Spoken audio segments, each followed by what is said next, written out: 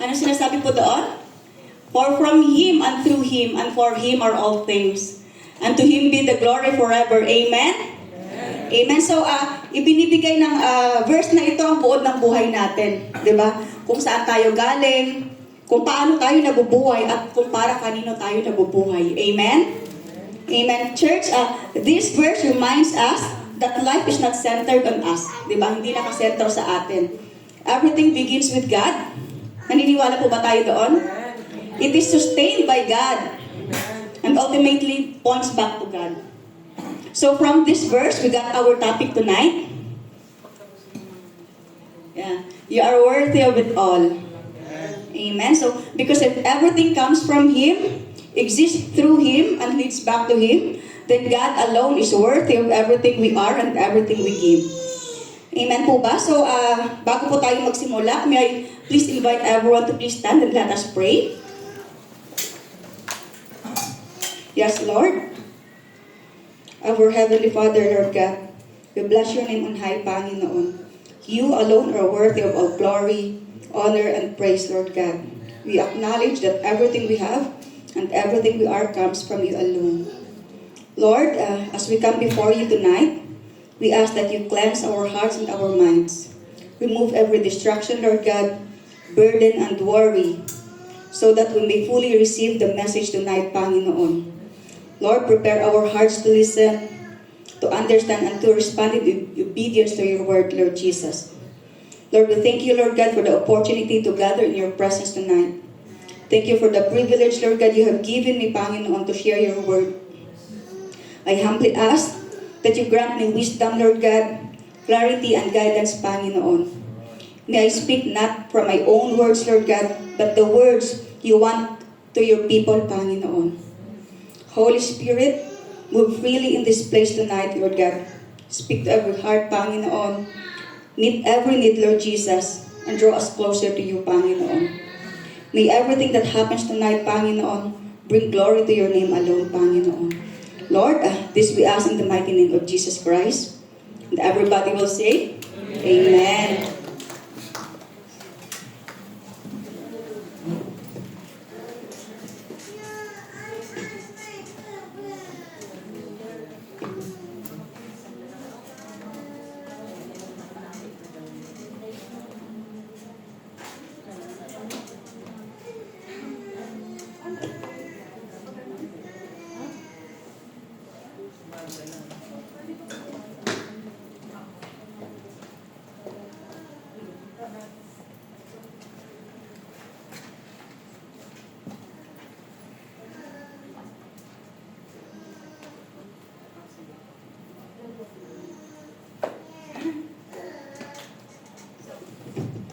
Amen. So, ang topic po natin for tonight are You Are Worthy of It All.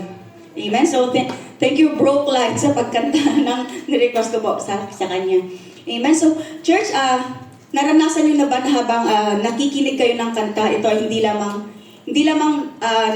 sa tenga, parang hindi lang lamang nagstay sa tenga niyo, kundi nangusap siya pati sa puso niyo. Amen. 'Di ba? Kasi minsan habang nagda-drive tayo or while praying, or even while doing something ordinary, kahit ordinary lang yung ginagawa natin. And suddenly, it feels like God is speaking directly to us. And this week po, while I am preparing for my word, actually tapos na yung word ko nung last week. Pero habang nasa CR ako, sabi ko, Lord, parang hindi ako nasatisfy sa kung anong sasabihin ko. Sabi, parang ako mismo hindi ko siya maramdaman. Kaya habang nagbibihis ako, yung phone ko, kumakanta siya. At yung kanta yung You Are Worthy of It All. So habang pinapakinggan ko siya, may nabubuong topic sa isip ko at may nabubuong points. Sabi niya, You Are Worthy of It All. Sabi ko, yun yung topic. Tapos sabi ko yung points niya, For from you are all things. So lahat ay nanggaling sa Panginoon, di ba? Amen. Amen. And to you are all things. To you, to Him. So our lives, di ba, dapat para sa Kanya yung buhay natin. And He deserves the glory. Naniniwala kayo doon? That God deserves the glory po. So yun po, from Him, to Him, and for Him. And for me, it wasn't just a music, it felt like a reminder. Hindi lang para sa akin, kundi para rin po sa ating lahat. Our lives didn't begin by accident. Di ba? May pinanggalingan yung buhay natin. Amen? Saan ba nanggaling yung buhay natin? Saan ka galing, anak? Sa nanay mo? hindi po. Kay Lord galing yung buhay natin. Amen? Amen. We did not exist on our own. Our life came from God. Amen? And because our life came from Him, our life also has a purpose, di ba? Kung galing yung buhay natin sa ating Panginoon, meaning may purpose yung buhay po natin. Amen po? Ang buhay natin ay may purpose. Church, when we forget where our life came from, kung nakakalimutan natin kung saan galing yung buhay natin, we also forget why we are here. Di ba? Kung nakakalimutan mo kung saan galing yung buhay mo, makakalimutan mo rin, di ba, kung bakit ka nandito sa bundong ito. So kung hindi mo alam ang purpose mo sa buhay mo, kailangan natin makinig ngayong gabi. Amen? Kung hindi mo alam yung purpose mo sa buhay mo, kailangan mong makinig sa sermon ko kayang gabi. Amen po ba? Amen. So, many of us wake up every day, focus sa responsibilities natin. So work natin, sa deadlines, o sa kung anong kailangan. To pay bills and mga plano natin sa future for this year, di ba? Nagigising tayo, plano agad yung iniisip natin kung anong gagawin natin this year, may ma-achieve ba tayo o wala. Di ba? Nakakalimutan natin kung saan galing ang buhay natin at kung para kanino tayo nabubuhay. Di ba? Kung ano ang purpose ng buhay natin dahil na-busy na tayo sa trabaho. Di ba? Nakakalimutan mo ang purpose mo kung bakit ka nandito dahil busy ka na. Busy ka kakabayad ng due dates mo. So we move from one task to another without realizing it. Life become about just surviving the days. No, survive mo na lang yung araw-araw na buhay mo. Instead of honoring God. Amen? So kahit dito sa church, di ba? Minsan yung mga dasal natin, nagpapakita ng parehong mindset. Nakatuon lang yung prayers natin sa mga plano natin, sa tagumpay natin, o sa lakas na kailangan natin. Imbis na ibalik natin yung kapurihan natin sa ating Panginoon, di ba? Sinasabi natin, Lord, bless my plan. I-bless mo naman, Lord, ang plano ko. Lord, tulungan mo naman ako sumakses. Yun sinasabi natin, Lord, bigyan mo naman ako ng lakas. Pero hindi po masama yung mga ganong prayers. But the song reminds us of something deeper tonight. Life is not just about what God can give, di ba? Yung buhay natin ay hindi lang tungkol sa kung anong maibibigay ng Panginoon sa buhay natin. It's about giving our whole lives back to God. Amen? In a world that constantly tells us to chase success, security, and recognition, it's easy to forget why we exist in the first place. Diba? Madaling kalimutan kung bakit tayo nandito. Nagpa-plan tayo sa New Year, diba? We set goals. Nagsiset na tayo ng focus sa goal natin tayo ng taon. Diba? We write resolutions. We ask God to walk with us. But today, God gently asks us a deeper question. Is your life truly centered on me? Sabi ng Panginoon. Diba? Yan yung tanong ng Panginoon. Is your life truly centered on me? Because at the end of the day, everything we have comes from the Lord. Everything we do should lead to Him. Diba? And everything we are exist is for His glory. Amen po ba? Amen. Amen. That's why today's message is not just about a song. Hindi lang po ito tungkol sa kanta. It's about a truth that anchors our faith. Church, ang entire message natin ngayong gabi ay nakafocus lang. Ay, mali. Saan? Balik mo tayo. Nakafocus lang po sa verse na ito. Ayun. Amen? For from Him and through Him and to Him are all things. To Him be the glory forever. Amen po? So this verse shows us three simple but powerful truths about life. Ayun po siya. From Him, to Him, and for His glory. Amen po ba? And if everything is from Him, to Him, and for His glory, then we must ask ourselves one question. Dapat po tanungin natin yung sarili natin ng isang question. Where does my life truly begin? Diba? Saan talaga nagsimula yung buhay natin? And it leads us to our point number 1. From Him are all things. Amen po? So God is our source. In Romans chapter 11 verse 36, sinasabi doon, for from Him are all things. So it is reminding us of one simple but powerful truth po. God is the beginning of everything in our life. Amen? God is the beginning of everything in our life. Uulitin ko po. Mabilis po ba ako? Or okay lang? Okay lang? May nakukuha po tayo? Amen. So, bago pa ang mga plano mo, ang mga desisyon mo sa buhay, your job and your breakthrough, or even this new year, bago pa ito lahat, God was already there. Amen po? Our life did not begin because we are strong. Hindi nagsimula yung buhay natin dahil malakas tayo. Our journey did not continue because we are smart. Hindi po. We are not here today because we figured everything out. Diba? Wala tayo sa lugar na to dahil na-figure out natin ang lahat. Hindi po. We are here because God allowed it. Amen? Church, bago pa tayo nagplano, nag-provide na ang Panginoon. Diba? Amen? Bago pa tayo lumaban, siya na ang nagbigay ng lakas. When we say God is our source, it means our life comes from Him. The breath we took this morning, saan nang galing? Diba? Sa ating Panginoon.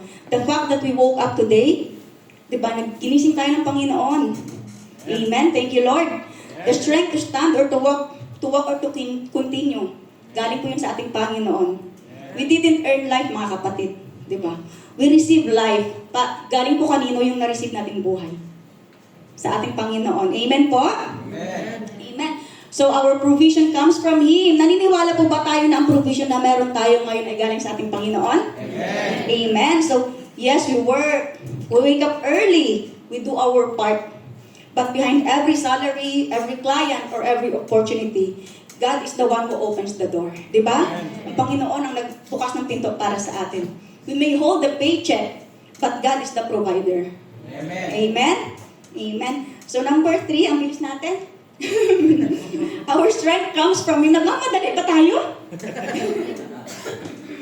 So, our strength comes from Him. There are reasons na minsan you are tired but still standing. Diba? Pagod ka na pero tumatayo ka pa rin. Kailangan mo mag-work kasi huwag tayong magpa-salary deduction. Diba? Pagod tayo pero kailangan natin mag-work. Hindi tayo pwedeng ma-deduct ng salary, sayang. Pandagdag pa dala sa Pilipinas. Amen? You are broken but still believing. Diba? Broken ka but still you believe. Naniniwala ka sa ating Panginoon. Unsure but still moving forward.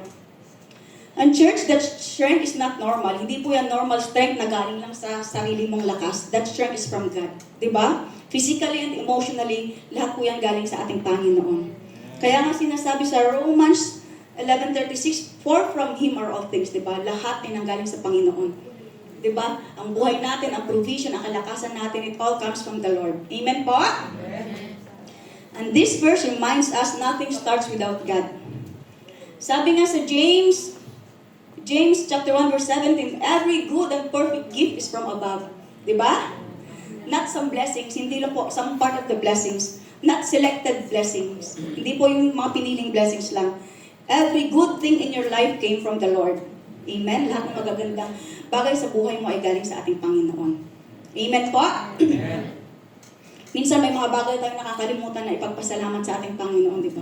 Even the small things, small blessings na naibigay niya, pero hindi natin napapansin at nakakalimutan natin siyang pasalamatan. But still, it comes from the Lord. Amen po? Amen. Amen. So, church, this verse is not just teaching us to be thankful. It is teaching us to recognize where everything really comes from. Diba? Dapat ma-recognize natin kung saan galing ang lahat ng meron tayo. Amen? Because when we forget the source, kapag nakakalimutan natin ang source natin, sino pa ang source natin? We start thinking that we can live on our own strength. Diba? Kapag nakakalimutan mo kung sino yung source mo, nagsisimula ka mag-isip na kaya mo na. Diba? Akala natin kaya na natin. Lalo na kapag nag-rely tayo sa sarili nating kakayahan, kagalingan, katalinuhan, di ba? Nakakalimutan natin kung sino ang source natin. Amen pa? At saka, sinasabi natin na kaya ko na to, pero hindi mo yan kaya, kapatid. Kasi kung wala yung Panginoon, wala ka ring blessing kung anong meron ka ngayon. Amen? Tandaan po natin, nothing starts without God. Amen? We enjoy the blessing, but we forget the one who gives it. Diba? Ini-enjoy lang natin yung blessing, pero nakakalimutan natin kung sino yung nagbigay noon. Diba? That's why Jesus and the Bible keeps reminding us, you were never meant to live independently from God. Amen? Naulitin ko po, you were never meant to live independently from God. Because our life, our strength, and everything we have comes from God. Amen? Amen. So, magbibigay lang po ako ng example. Yung sa cellphone po, may bago kang cellphone. You have the latest model. May malakas kang signal, lahat ng apps. Meron ka. But the moment is disconnected from the charger, di ba? It slowly drains. Malulobat ka, unti-unti siyang mamamatay. Then it shuts down. So, parang ganito rin yung buhay natin, di ba? Kung at first we are connected to the Lord, kung at first we are connected to the Lord, we have peace, we have strength, we have clarity. But then, when we slowly disconnect, kung hindi na tayo nagpipray, di ba? Kasi busy na tayo at nag-rely na tayo sa sarili natin. We may still look okay, but inside we are draining, di ba? Nadidrain na tayo na, nawawala na tayo ng nagiging weak na tayo spiritually, napapagod na tayo, at unti-unti tayong nangihina, di ba? So dapat, hindi tayo mawala sa ating source. Amen po? Hindi tayo napapagod dahil mahina tayo. Napapagod tayo dahil minsan nakakalimutan natin kung sino ang source natin. Amen? Kung saan tayo kumukuha ng lakas. Yes, our source who gives us strength, and this is exactly what the verse reminds us. We don't know what this year will bring, what challenges will come. Thank you, Ted. And what tomorrow will look like. Amen po? Pero sinasabi na ating Panginoon, anak, bumalik ka sa akin, I am your source. Diba? Sabi ng Panginoon, bumalik ka sa akin, ako ang source mo. Sa akin ka kumukuha ng lakas. Amen? And if God is our source, then we don't need to panic in uncertain seasons. We just need to stay connected. Amen po? Kailangan lang natin na nakakonect tayo sa ating Panginoon, sa ating source. Because when we stay connected to the source, He will supply exactly what we need, one step at a time. So, dapat po, connected tayo sa ating source palagi. Amen? Yan po tandaan natin. Amen. So, as church, now that we've been reminded that everything comes from God, our source, we understand where our life begins. Diba, naintindihan na natin kung saan ang galing yung buhay natin. Everything we have, our time, our talents, our opportunities, comes from Him. Amen? Amen. And it's not enough to just receive from God. Hindi lang po enough yun na mag-receive lang tayo sa Panginoon. Our life is meant to believe for Him.